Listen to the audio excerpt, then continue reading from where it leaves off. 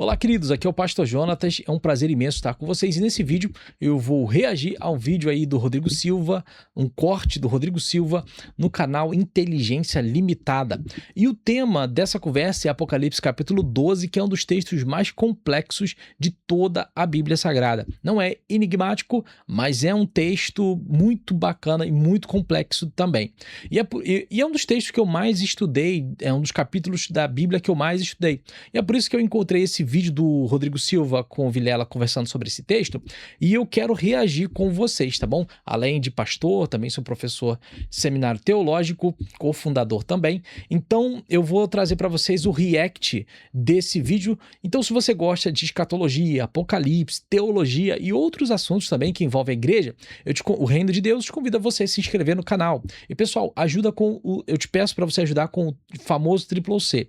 Curte, comenta, compartilha. Toda vez que você dá um joinha, toda vez que você comenta alguma coisa aqui, coloca alguma coisa nos comentários do YouTube, o YouTube entende que você gostou e vai recomendar para mais pessoas. Então é uma forma da gente aqui na plataforma divulgar a palavra de Deus, né? E conteúdos relacionados ao reino de Deus para o máximo de pessoas possível, tá bom? Então te peço essa ajuda. E vou deixar na descrição do vídeo o link desse corte e o link do canal Inteligência Limitada para vocês também se inscreverem. Tá ok, meus queridos? Então vou só posicionar aqui certinho, dar o play junto com vocês. Vamos lá. Depois ele fala das 7 trombetas, você tem 7 pragas.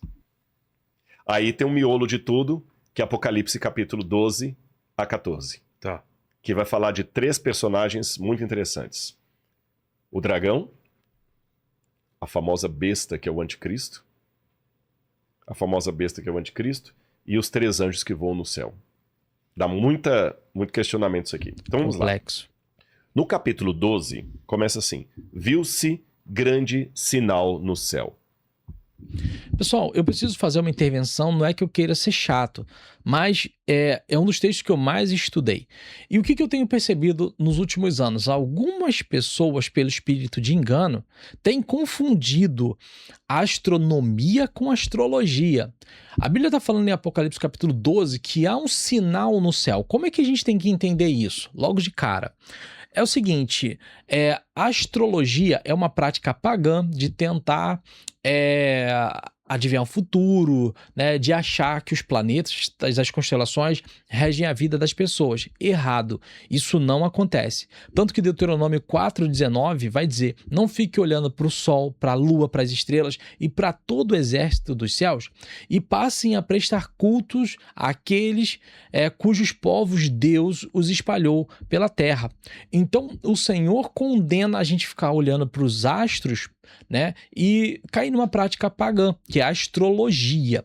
O que é a astronomia? A astronomia é você compreender a estrutura, a formação dos astros nos seus aspectos químicos e físicos.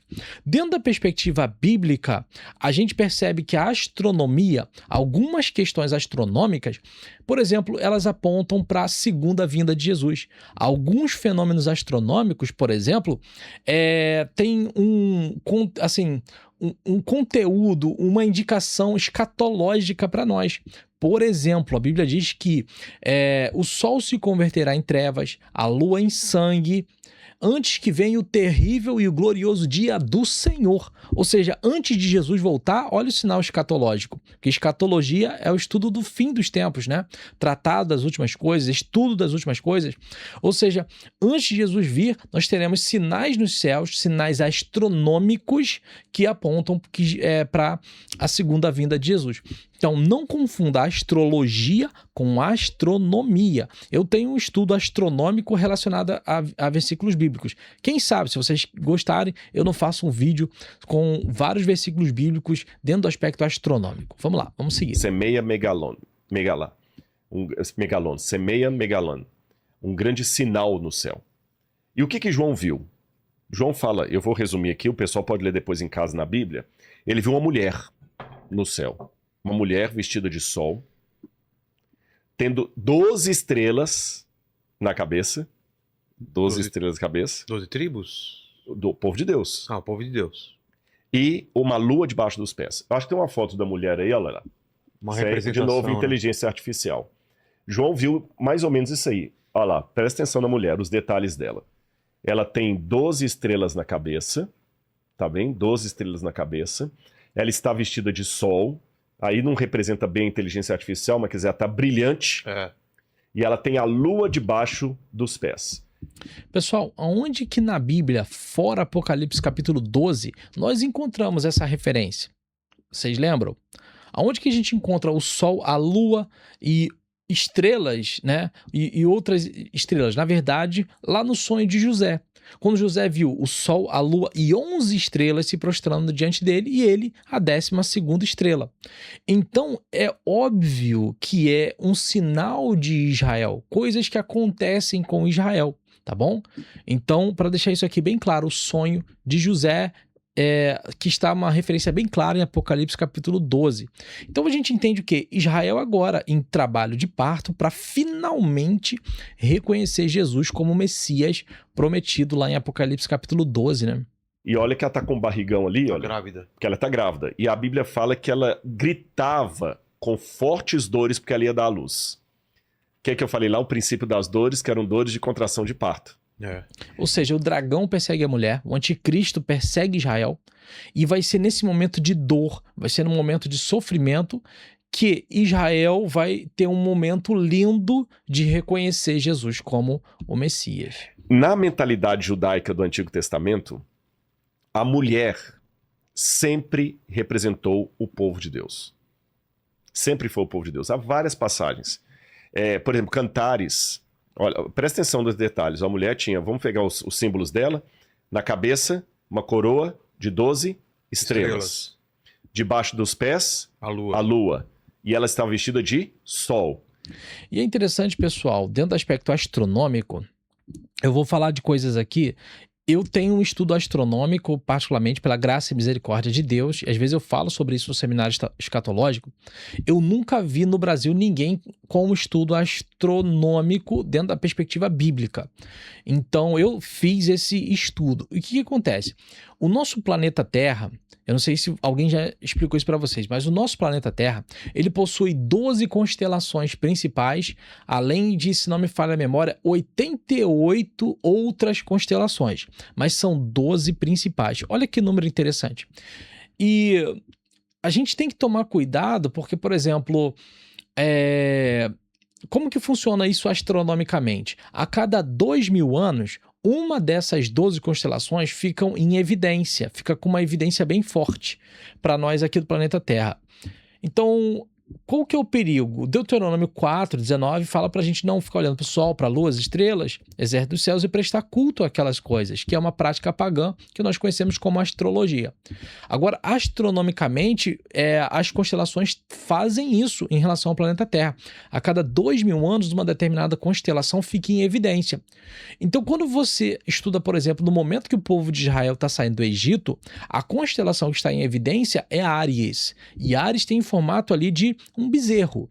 E é por isso que quando Moisés ele sobe o monte para falar com Deus, ele fica muito tempo lá, a Bíblia diz que o povo vira para Arão e fala, faça para nós deuses como nós tínhamos no Egito. Aí por que Arão faz um bezerro? Porque a constelação de Áries estava em evidência naquele momento. E aí quando Moisés chega do monte e vê o povo adorando o bezerro, o que ele faz? Parabéns, vocês estão fazendo o que é certo. É isso que Moisés faz? Não. Moisés moe o bezerro de ouro e ainda dá para o povo beber aquele negócio. Então, perceba a diferença entre astronomia e astrologia. Então, você vai entender, por exemplo, que baseado na cultura judaica, eu já vi rabinos falarem sobre isso, Perry Stone, Steve Ciocolante, que quando o povo de Israel está no deserto, cada tribo tinha um estandarte. E os estandartes tinham símbolos baseados na bênção que Jacó proferiu para eles no final da vida ali em Gênesis, se me falha a memória, capítulo 49. Então, cada tribo de Israel tinha o seu estandarte. Por exemplo, Judá, o símbolo de Judá, da bênção que Deus proclamou, que Jacó proclamou sobre a tribo de Judá, é que Judá é um leão, e Jesus é o leão da tribo de Judá.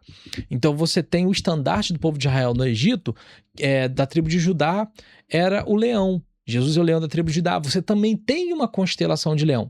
Então, cada tribo de Israel, ela possui, né, um correspondente em relação a cada uma dessas 12 constelações também. Só que o diabo, ele é mestre em perverter aquilo que Deus criou, tá bom? Então, a gente tem que tomar muito cuidado com essa questão, de novo. Por isso que Apocalipse 12 ele é bem complexo. Não confundir a astronomia com a astrologia. O povo confundiu e fez um bezerro, né? Quando a gente viu os 3 sinais siderais antes da volta de Jesus, que a gente leu em Mateus 24 e também nas também, falou assim, o sol tornou-se negro, a lua não deu sua claridade, as estrelas caíram do firmamento. Exato. Os mesmos elementos estão ali. Quando a gente vai, por exemplo, a Cantares capítulo 6, versículo 10, olha como é que... Cantares capítulo 6, versículo 10, olha como é que Salomão fala da sua amada, que para muitos é um símbolo do povo de Deus. Quem é esta que aparece como a alva do dia, bonita como a lua, pura como o sol, impressionante como um exército com bandeiras? As bandeiras, Tá os estandartes. Ou seja, os mesmos elementos. Quando você vai ao livro do Gênesis, o José do Egito, que é uma história bonita, você põe um pouquinho para mim? Claro. Obrigado. José do Egito, ele tem um sonho.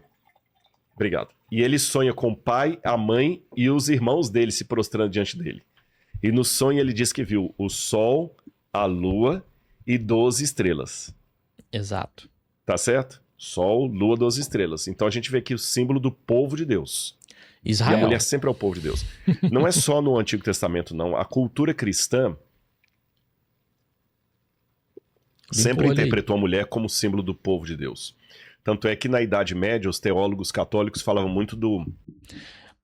Assim, cuidado. No Novo Testamento, por exemplo, você tem a meretriz de Apocalipse, que se embriagou ali com o sangue dos santos, né?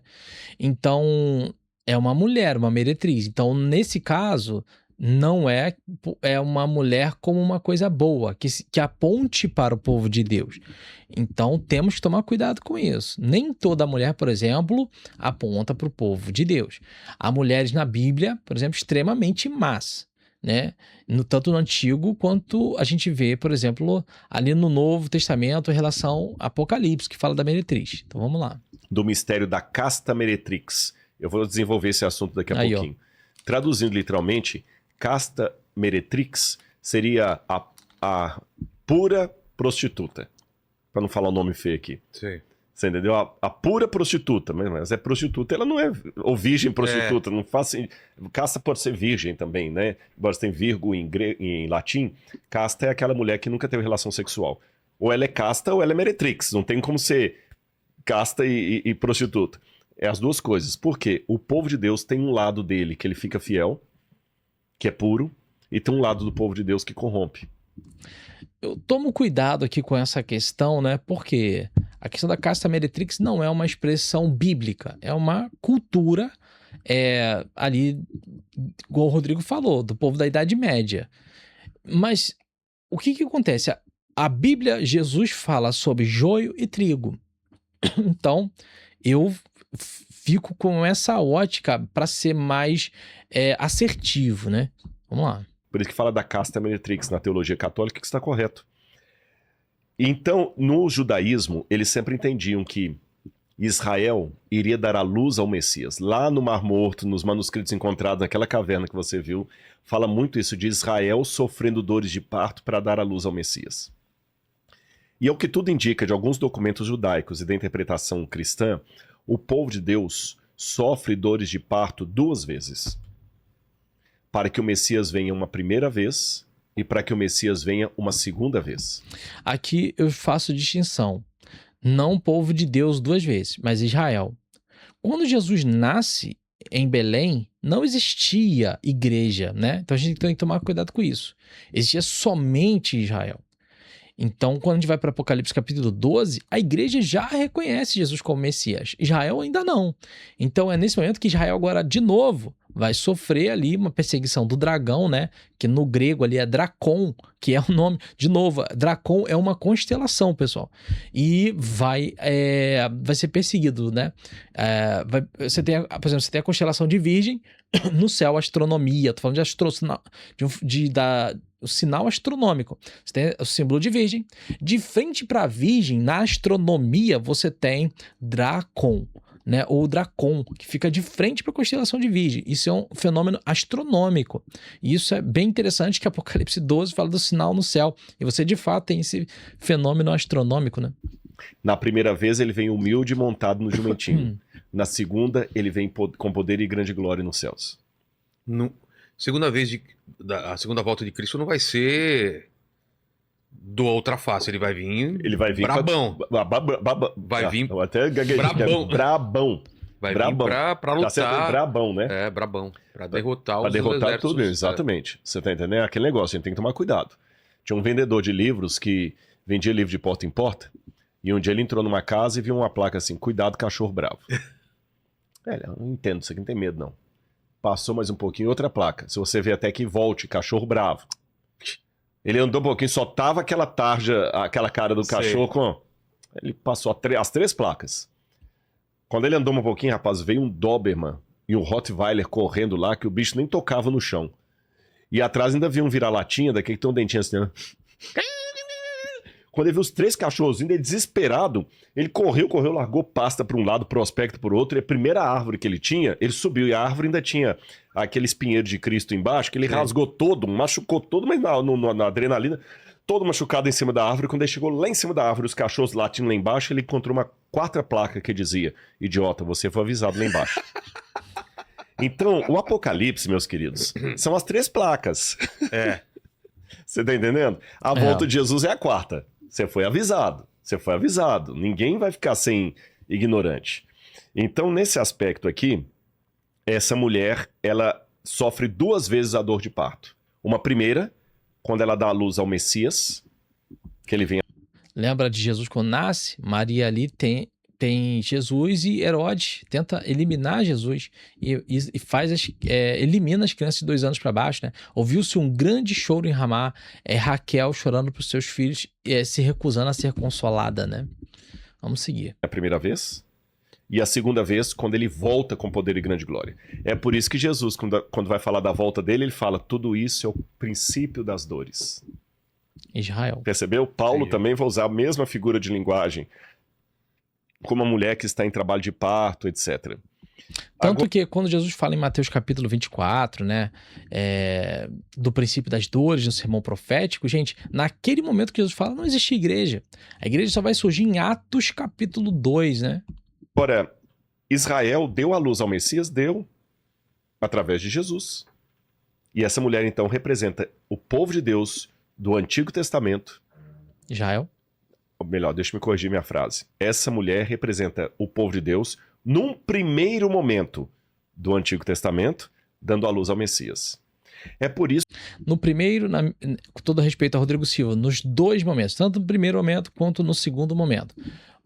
Olha o cuidado que a gente tem que ter. Por exemplo, Apocalipse... Eu não sei se eu já falei isso no vídeo, mas se eu falei, peço perdão, mas só para ficar claro. Você tem em Apocalipse os 24 anciãos, que representam a totalidade dos redimidos. São 12 tribos de Israel e 12 apóstolos de Jesus, né? Então, mas a gente precisa separar cada momento para cada um desses símbolos. Que sendo Maria uma mulher judia, que Maria era judia. Sim. Maria era judia. Sendo Maria uma mulher judia da tribo de Judá, que dá à luz a Jesus, e ela é perseguida por um tirano chamado Herodes, que mata todas as criancinhas de Belém, que queria achar a criança para matar, esse quadro é revivido por João aqui. Porque João fala que vê a mulher vestida de sol, e ela está sendo perseguida por um dragão. Tem a imagem do dragão aí? Olha a imagem do dragão. Eu vou ler enquanto ele coloca a imagem assim. Viu-se também outro sinal no céu, e eis um dragão grande vermelho com 7 cabeças e 10 chifres, e nas cabeças 7 coroas. A sua cauda arrastou a terça parte das estrelas do céu, as quais lançou para a terra. E o dragão se deteve diante da mulher que estava para dar à luz, a fim de devorar o filho dela quando nascesse. Deixa eu explicar uma coisa aqui antes de continuar. Existe uma... Conseguiu colocar o dragão? O dragão diante da mulher para devorar o filhinho dela que está para nascer. Estão vendo aí, olha? E é muito interessante, pessoal, porque já falei sobre a constelação de Virgem, o Virgo, né? Você tem a astronomia na constelação de Virgem, você tem Draco ou Dracon, que está de frente para a constelação de Virgem. E o texto original grego é sinal no céu e Dracon. Então não é nem dragão no original, Apocalipse capítulo 12, é Dracon. Falando justamente dessa referência astronômica. E é interessante que Apocalipse 12 fala que o dragão arrastou consigo 1/3 das estrelas dos céus. Ou seja, Lúcifer, na rebelião dos anjos, levou com ele 1/3 dos anjos. E o que é interessante? Você tem as 12 constelações no calendário até romano, você tinha bem interessante em relação a isso. Mas o que acontece? Além dessa constelação de Dracon, você tem a constelação de Hidra. É uma constelação de estrelas que pega 1/3 da circunferência das 12 constelações. Isso astronomicamente falando, que é bem interessante. E o texto de Apocalipse 12 traz essas referências astronômicas pra gente. Inteligência artificial hoje faz tudo, né? Existe uma coisa também pro pessoal entender, chama-se Midrash. Parece até bolacha de chocolate, né? Midrash. Comam bolachas Midrash. Bolachas Midrash, feita do mais puro leite de coco. Midrash, na verdade, vem do hebraico darash, ou derash, que significa interpretar. Uma das maneiras que Deus tinha de revelar a profecia para o povo era misturar a história do povo de Deus com a história do Messias de Deus. Por isso que em Isaías capítulo 53, ele fala do Eved Adonai, do servo de Deus que sofre, e parece às vezes que você está lendo sobre Israel, às vezes é sobre o Messias. Lá no Novo Testamento, o profeta fala o seguinte: Jesus saiu do Egito para que se cumprisse o que fora dito por intermédio do profeta. Do Egito chamei meu filho. Mas ali no Antigo Testamento, o Egito chamei meu filho, eu chamei Israel do Egito. Mas aqui ele fala, e chamei o Messias do Egito. Por que isso? É porque Deus se importa tanto conosco que a nossa história também é a história dele. De dor e sofrimento. Quando, por exemplo, o apóstolo Paulo, que na época se chamava Saulo, estava perseguindo a igreja, ele viu uma luz diante dele no caminho de Damasco, e a luz falou assim: Saulo, Saulo, por que me persegues? Atos 9, verso 6. Curioso, Paulo não estava perseguindo Jesus, ele estava perseguindo a igreja. Mas ele falou, por que me persegue? Seria mais ou menos como se alguém fizesse mal para o Noah, e você vai lá tirar satisfação. O cara, não é que esse menino não. Meu amigo, mexeu com meu filho, mexeu comigo. Mexeu com meu filho, mexeu comigo. Então com Deus é a mesma coisa. A história do povo mistura com a história do Messias. Tá certo? Então João está vendo a história do povo de Deus misturada com a história do Messias. E como Maria era uma judia que deu à luz a Jesus e ela também foi perseguida por Herodes, a Igreja Católica, então, com base nisso, tem uma imagem de Maria que quem for católico que está assistindo vai reconhecer. Você que tem aquela imagem aí que eu pedi? Olha essa imagem, chamada Nossa Senhora da Assunção. Ela mostra Maria, olha lá, esse é um quadro católico. Ela tem Maria pisando na lua, com a coroa de 12 estrelas na cabeça, tá bem? Só que ela já não está mais grávida.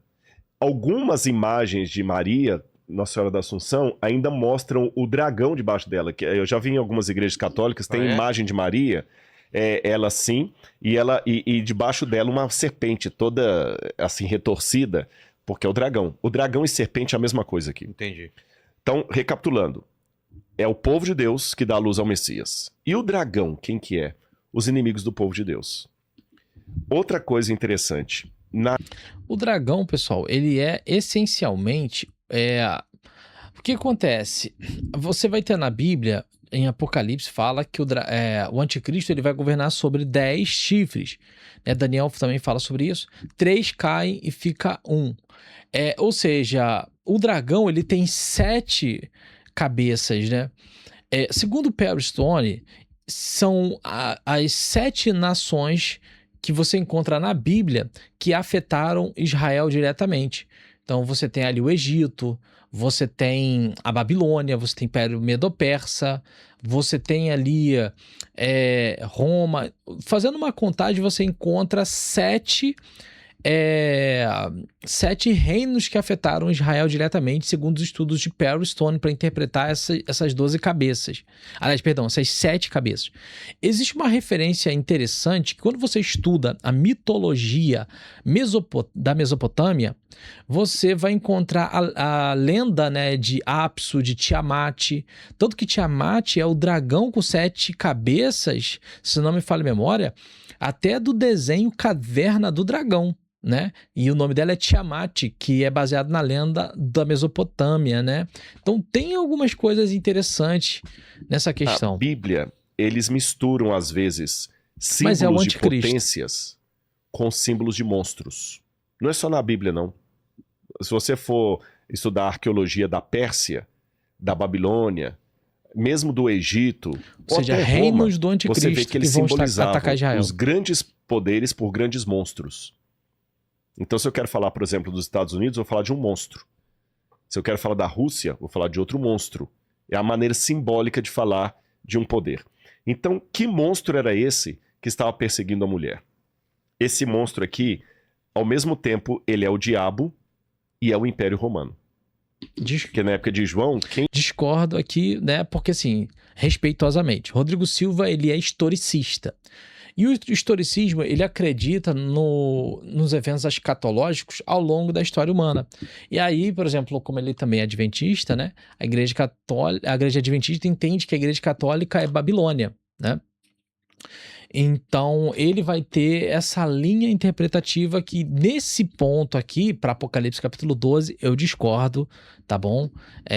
Vejo com uma ótica bem diferente. Eu vejo que o anticristo, ele ainda vai vir, e o anticristo, ele vai governar alguns povos, né? Então, a principal área de governo do anticristo vão ser 7 cabeças, né? Reinos que ele vai governar, que são 10 chifres, mas 3 caem e vai ficar o reino do anticristo, né? Quem mandou João preso pela ilha de Patmos? Império Romano. Quem perseguiu a igreja? Império Romano. Nero, aqui no caso era Domiciano, era Roma. E ao mesmo tempo Roma... Mas não só Roma, outros impérios, outros reinos islâmicos também perseguiram a igreja e perseguem até hoje. É o diabo. Peraí, Rodrigo, agora me confundi um pouquinho. É Roma ou é o diabo?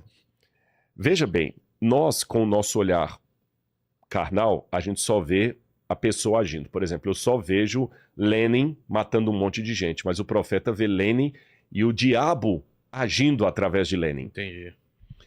Eu vejo apenas um grande pregador do evangelho, mas o profeta vê o pregador e o Espírito de Deus falando através daquele pregador. Muito legal isso aqui. Quem tem a visão espiritual... Lembra daquele filme... Fugiu o nome agora, que era egípcio, que o pessoal puxava o portal do tempo Stargate? assim. Stargate. Que eu tinha ao mesmo tempo um universo paralelo. É mais ou menos como se fosse um universo paralelo. Você entendeu? Quando você tem uma relação espiritual com Deus, você vê mais do que simplesmente coisas humanas. Entendi. Você vê o mundo espiritual por trás daquilo. Seja o mundo espiritual do bem, falei, o Espírito Santo usando um pregador para falar de Jesus para mim, seja o mundo do mal, o diabo tomando um ditador para promover uma carnificina. Sim, isso é verdade. Isso não retira a responsabilidade humana. Nós não somos marionetes na mão do sagrado. O pregador está sendo usado pelo Espírito Santo, mas ele tem a liberdade dele. O cara do mal, ele está sendo usado pelo mal, mas ele aceitou o mal. Ninguém é marionete. Então aqui, o dragão é ao mesmo tempo o diabo e é ao mesmo tempo Roma, que o diabo estava usando. Eu vejo diferente, não vejo Roma nesse sentido, da visão historicista, né, e adventista. Eu vejo, assim, eu acredito muito na interpretação do Perry Stone. Perry Stone é considerado até hoje o pastor que mais tem horas de estudo na questão da escatologia, né? Ele dá palestras no mundo todo. Perry Stone, se você quiser depois, vale a pena você pesquisar na internet. Tem até alguns vídeos do Perry Stone com a tradução. E até tem um vídeo do Perry Stone de Apocalipse capítulo 12 com legenda. Né? Não com tradução de dublagem, mas com legenda. Então é bem bacana. Para perseguir a igreja, para perseguir a mulher, para perseguir o povo de Deus. Aí diz que quando o dragão tentou devorar a criança foi arrebatada. O Apocalipse fala que a criança foi arrebatada e foi até o trono de Deus. E quando a criança foi ao trono de Deus, o que aconteceu?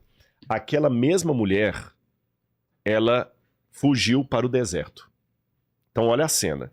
Aqui está a mulher, ela dá a luz ao bebê, o dragão quer devorar o bebê, não consegue porque o bebê é arrebatado para o céu. A mulher foge para o deserto e o dragão vai para o céu atrás do bebê. Só que quando o dragão chega no céu, ele dá com burros na água. Porque ele chega no céu e não é um bebê que vem recebê-lo, é Miguel. Opa! Miguel e seus anjos vieram pelejar. E olha o que diz aqui a Bíblia. Que derrotou... Que derrotou o dragão. Estourou um terço do céu, né? Exatamente. Lembra que o dragão arrastava a terça parte das estrelas do céu? Hidra, a constelação de Hidra. Então estourou guerra no céu. Miguel e seus anjos lutaram contra o dragão. Também o dragão e seus anjos lutaram, mas não conseguiram sair vitoriosos e não havia mais lugar para eles no céu. Pessoal, o que eu entendo?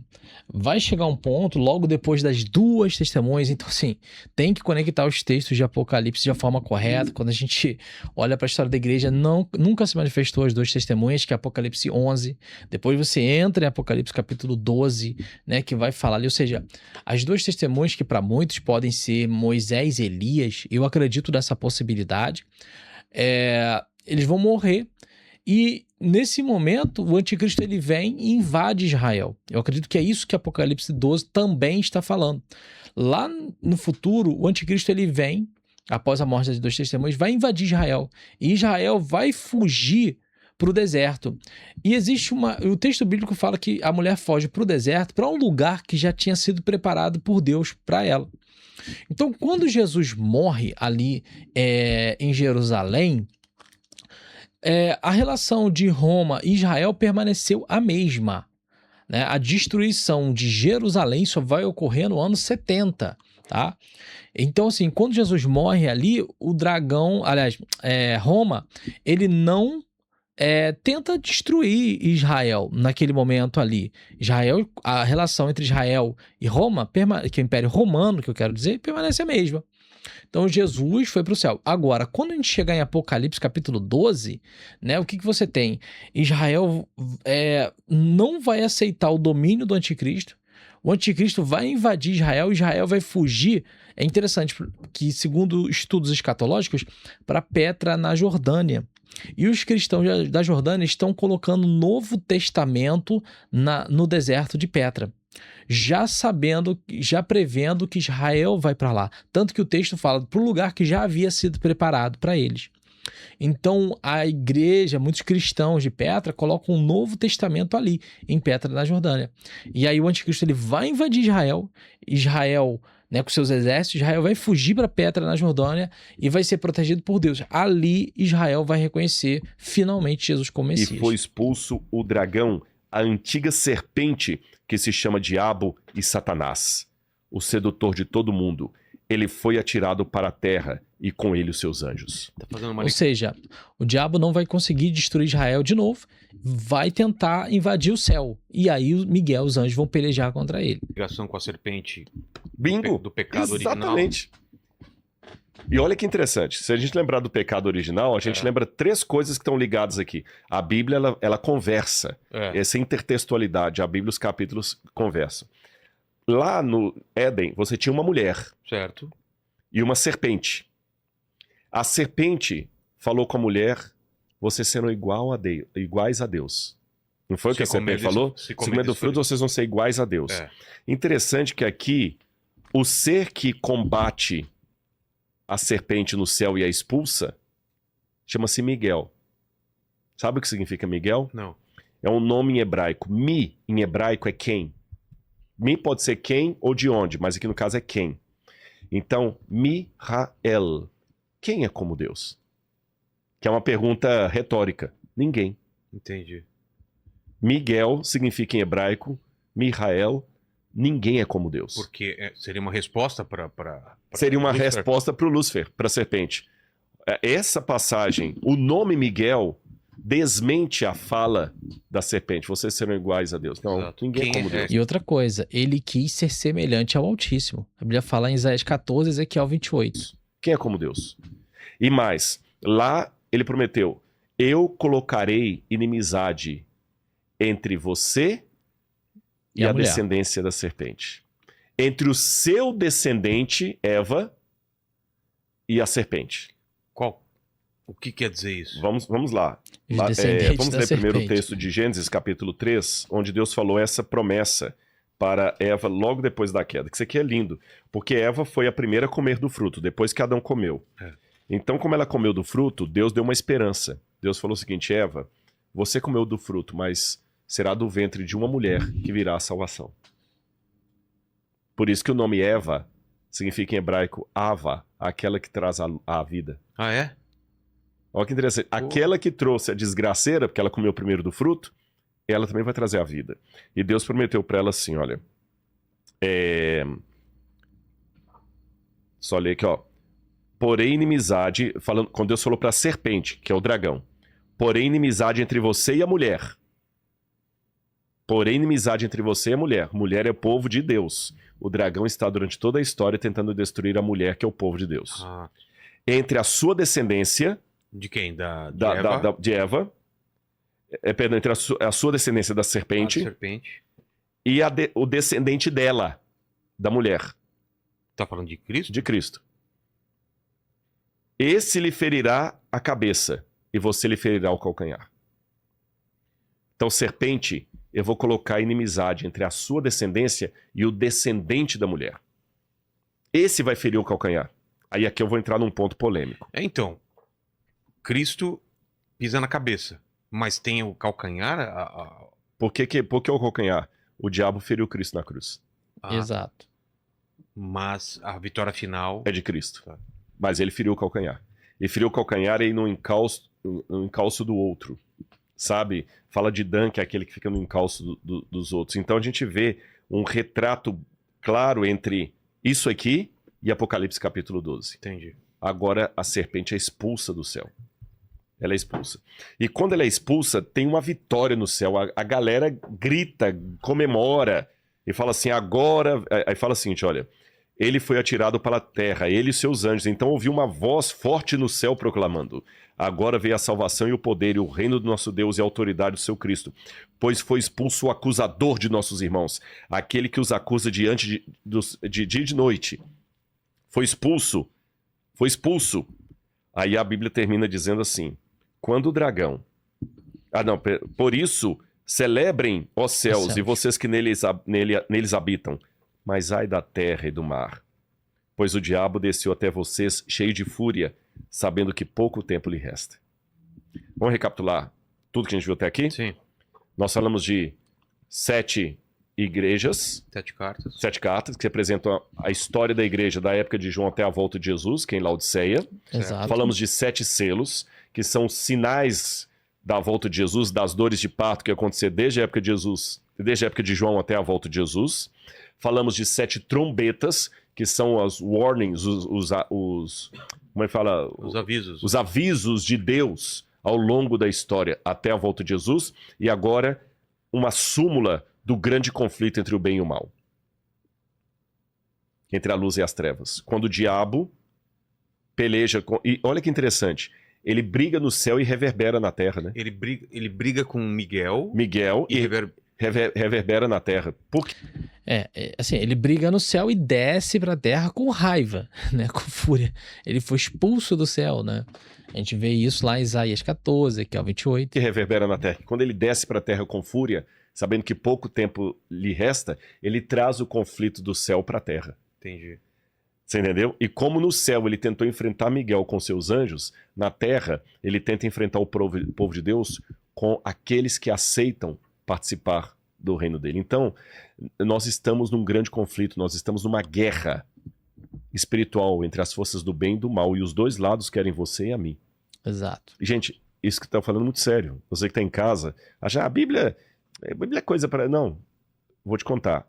Se esse livro tiver certo, você só tem 2 posições, ou contra Cristo ou a favor de Cristo. Não tem meio termo. Meus queridos, é isso. Espero que vocês tenham gostado aí do React. Se você gostou, né, e quer que eu faça mais, comenta aqui embaixo. tá? Deixe a sua opinião com muito respeito, logicamente. Nós podemos ter interpretações diferentes, mas nós não podemos incorrer em heresia. De novo, não confunda astronomia com astrologia, tá bom, meus queridos? Então tá, forte abraço, segue com a gente, até o próximo vídeo.